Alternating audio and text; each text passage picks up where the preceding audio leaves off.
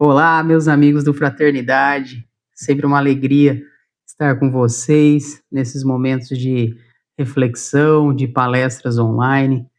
Fico muito feliz, pelos convites, pelo irmão Francisco aí tá sempre lembrando da gente, nos dando oportunidade de refletir, de buscar sair, do nosso conforto, que às vezes a gente sempre fica trabalhando as mesmas obras.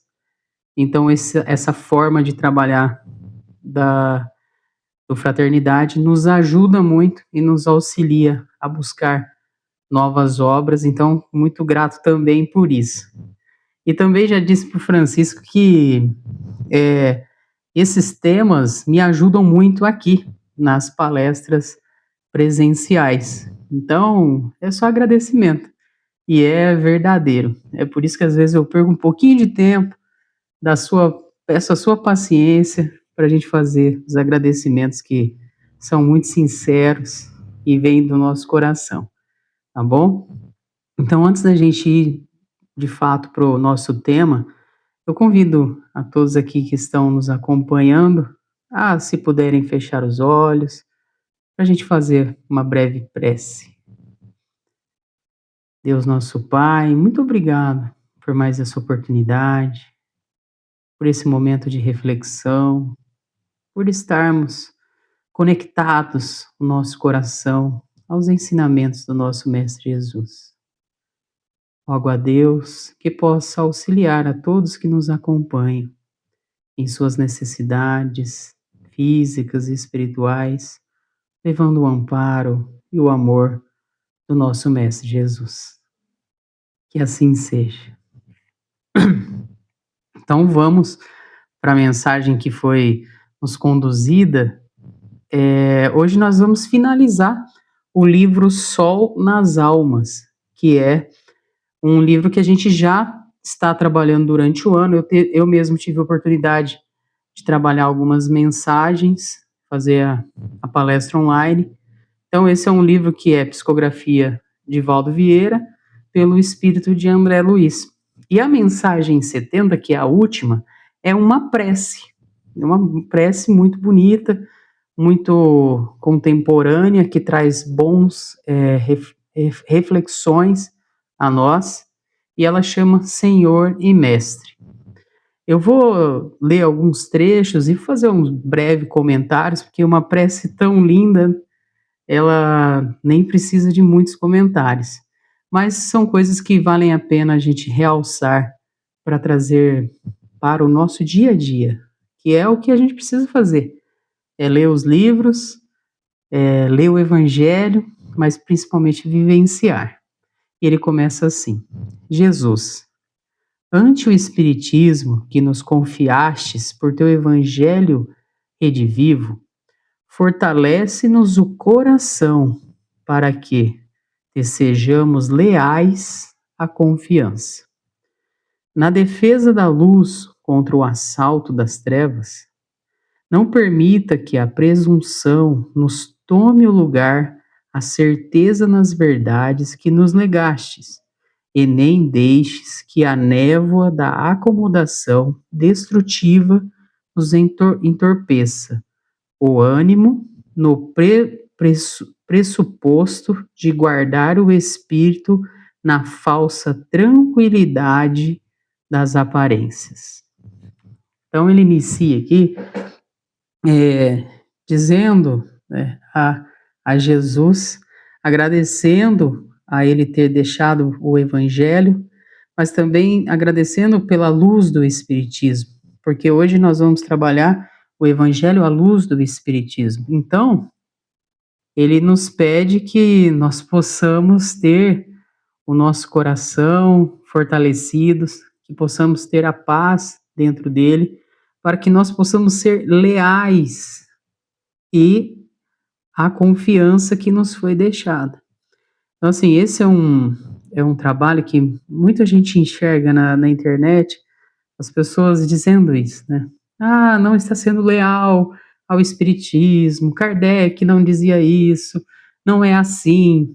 Então, a gente precisa ter a tranquilidade para saber vivenciar da melhor forma possível aquilo que foi nos deixado, a que veio de Jesus e que ainda vem de Jesus, e aquilo que foi trazido pela luz do Espiritismo.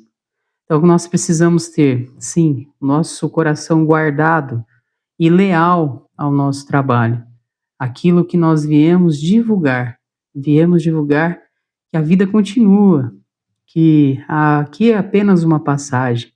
Então, precisamos ser leais e ter confiança nesse trabalho, que é um trabalho que não será feito facilmente. Não foi guardado as proporções, eu vou dizer aqui agora, mas não foi nem um pouco fácil para Jesus. Não foi nem um pouco fácil para os apóstolos. Não foi nem um pouco fácil para Paulo, Paulo de Tarso.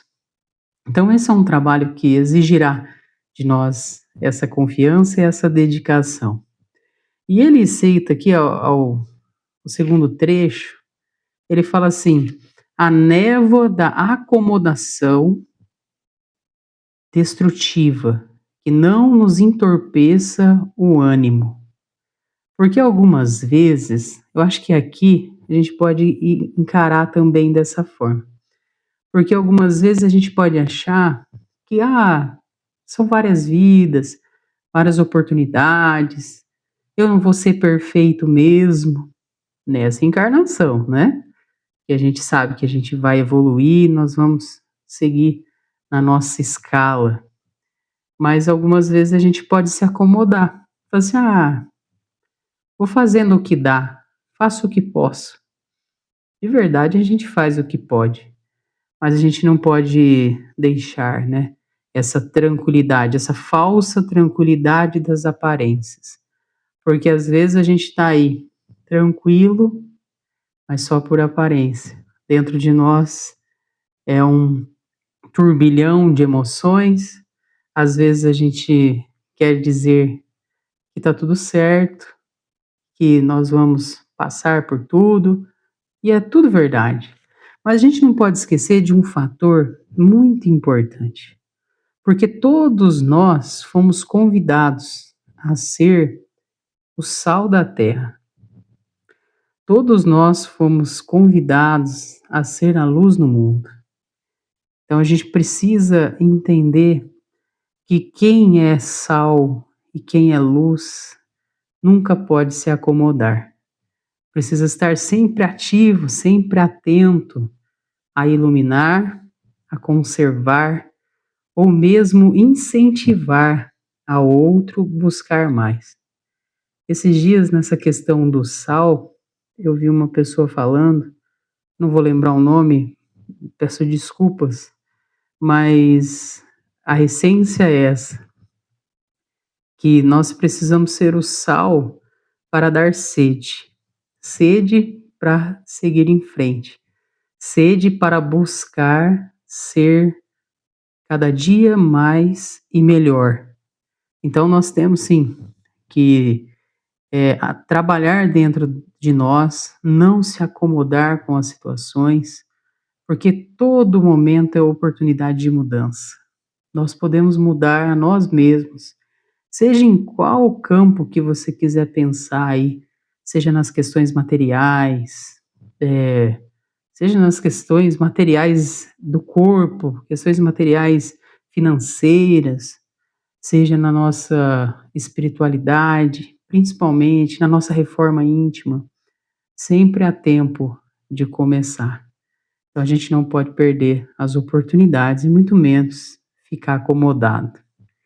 Eu vou seguir mais um pouquinho aqui do trecho. Chamados à confissão de nossa fé, livra-nos, Senhor, dos delitos da intolerância. Contudo, clareia-nos o raciocínio para que te expliquemos as boas novas, sem o prejuízo da superstição e sem as teias da ignorância. Nas obras difíceis da verdade, afasta-nos da violência e da paixão menos digna. No entanto, subentenda-nos a sinceridade para que o pronunciamento da palavra equilibrada e certa, sem a hipoteca do silêncio culposo. Ele aqui vai chamar a atenção para vários pontos, mas ele vai falar assim: das teias da ignorância e da hipoteca do silêncio culposo. Porque depois que nós temos 2 semanas de evangelho, nós já temos condições de ser diferentes. E possivelmente aqui aqueles que vão nos acompanhar, com certeza tem muito mais que 2 semanas. Já estamos aí numa caminhada de anos, né, só falando dessa encarnação. Então a gente tem sim essa responsabilidade.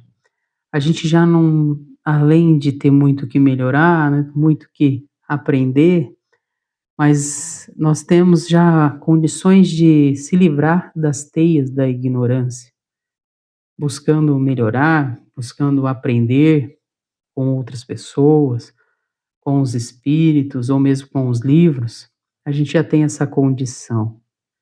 E aqui ele nos fala que a gente precisa nos posicionar, mas precisamos nos posicionar com sinceridade, precisamos nos posicionar com equilíbrio e que também a gente não pode ficar esse silêncio que leva uma boa parte de culpa.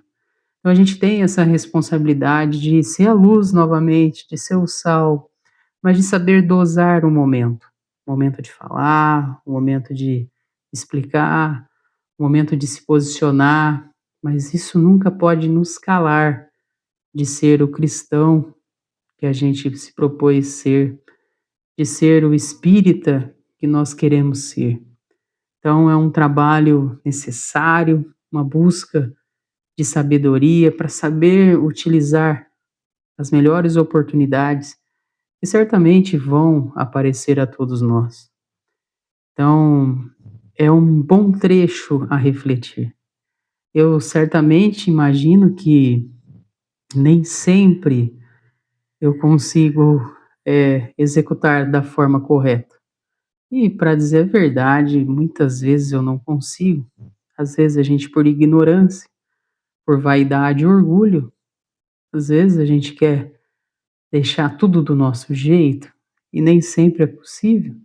E às vezes nem é bom que seja, mas a gente também tem que ter essa responsabilidade de fazer o que é certo, de mostrar o caminho, mas sabendo que cada um tem o seu despertar, cada um terá o seu momento. Então a gente leva a luz chega a todos nós, mas aceitar que essa luz nos ilumine e ter a coragem que deixe iluminar talvez pontos nossos que a gente não quer que ninguém saiba, que a gente quer esconder até de nós mesmos. Então isso também tudo faz parte, né? É tudo dentro do nosso processo evolutivo. E seguindo, impelidos à luta do bem que vence o mal, suprimos-nos a cegueira das conveniências e interesses particulares para que o orgulho não nos tisne as decisões. Todavia, esclareça-nos a alma, a fim de que a preguiça e deserção não nos ocupe a existência por suposta humildade. Olha aí, ele está falando aqui, muitas vezes a gente se posiciona humildemente, mas isso é só para nos esconder das nossas responsabilidades. A gente sabe o que é humildade de verdade. Se a gente olhar os exemplos mais próximos, vamos falar do Chico, falar do Divaldo, nem vou falar de Jesus, né? Porque aí, aí o exemplo é muito grande. Mas outras pessoas do nosso dia a dia, que a gente conhece aí, que são menos conhecidas, assim, no nível desses dois que eu falei, mas que são pessoas humildes verdadeiramente.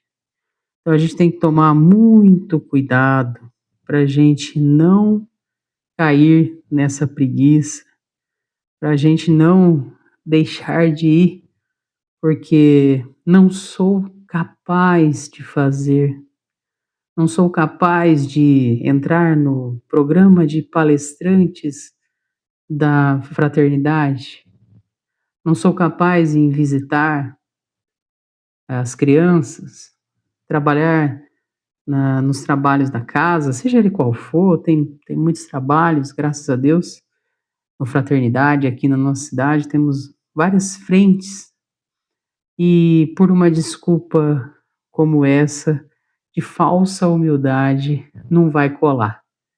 Se você está usando isso, não acredito que você esteja fazendo isso, mas se por um momento, um lapso, passar essa questão na sua cabeça de que eu não vou, porque não estou pronto, não sou capaz. Podendo ir, tome cuidado, porque isso em algum momento será arrependido por nós mesmos. É uma questão de cobrança, porque nós temos o livre-arbítrio, nós podemos escolher o que fazer, mas muitas vezes a oportunidade vem passando, e a gente, por essa desculpa, a gente perde as oportunidades que serão muito boas para a nossa evolução e para o nosso espírito. Então é um bom cuidado, porque isso aqui, ó, acontece, viu? Não acha que não acontece, não. Ah, não, 50 anos de espiritismo, 10 anos de espiritismo. Ah, não, tá tudo certo. Ah, não vou cair nessa.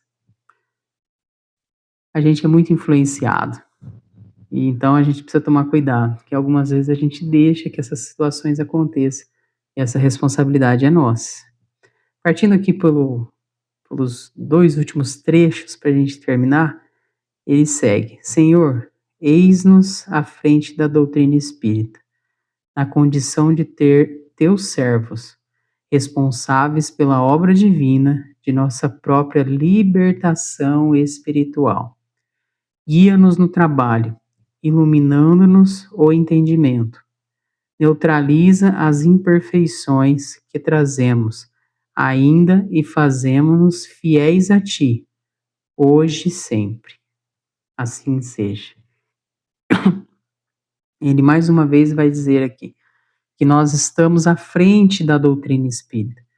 É o nosso trabalho nessa encarnação é estar à frente da doutrina espírita. Então, que nós possamos fazer o nosso melhor. Porque hoje o convite é o espiritismo. O que vai ser a próxima encarnação? A gente certamente não sabe. Ah, todas as encarnações eu vou ser espírita? Talvez não. Talvez hoje nós estamos sendo preparados, estamos jogando as sementes para que numa outra oportunidade, talvez colocado em uma outra doutrina, nós possamos ter essa sensibilidade, essa predisposição de entender a imortalidade e começar isso ser mais espalhado para a humanidade. Então é um trabalho de formiguinha mesmo. Então a gente precisa estar muito dentro, dentro do nosso propósito, sabendo da nossa responsabilidade, sabendo que nós somos servos, servos que vamos servir, que vamos trabalhar da melhor forma possível, dentro das nossas possibilidades, e sabendo que temos Deus, que temos Jesus como guia para nos auxiliar, para nos dar força, para nos fazer fiel, para nos fazer firmes e nos iluminando nesse trabalho tão bom, né? Que a doutrina, ela nos dá a oportunidade de iluminar os nossos corações. Por exemplo, a palestra pública, ela é oportunidade para o palestrante enorme, enorme, de poder melhorar, de poder pesquisar, de poder aprender, de poder colocar nas posições, de buscar refletir. porque quando a gente começa a falar de algo, é difícil a gente falar sem não tentar mudar algo dentro de nós. Como eu vou falar de perdão se eu nem tento perdoar? Como é que eu vou falar de caridade se não ajudo ninguém, né? Se eu vou falar de fé se não confio em nada? Então, são coisas que a gente vai trabalhando dentro de nós. Então, é uma oportunidade também muito rica a todos os trabalhadores.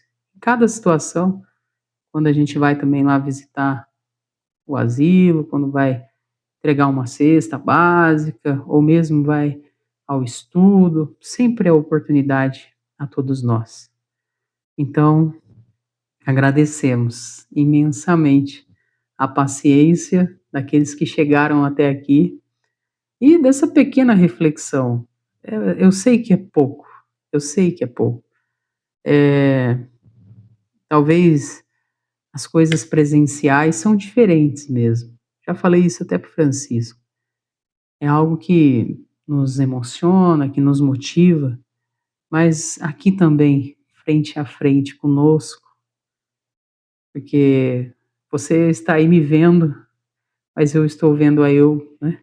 Eu mesmo estou aqui acompanhando e a gente vai observando aquilo que nós falamos para os outros e para nós mesmos, para tentar mudar a cada dia, tá bom? Muito obrigado, que Deus abençoe e ilumine a todos nós, que a espiritualidade amiga envolva o teu coração e te auxilie nas suas necessidades, tanto suas e daqueles que você traz junto de ti, tá bom? Grande abraço e até a próxima, se Deus quiser.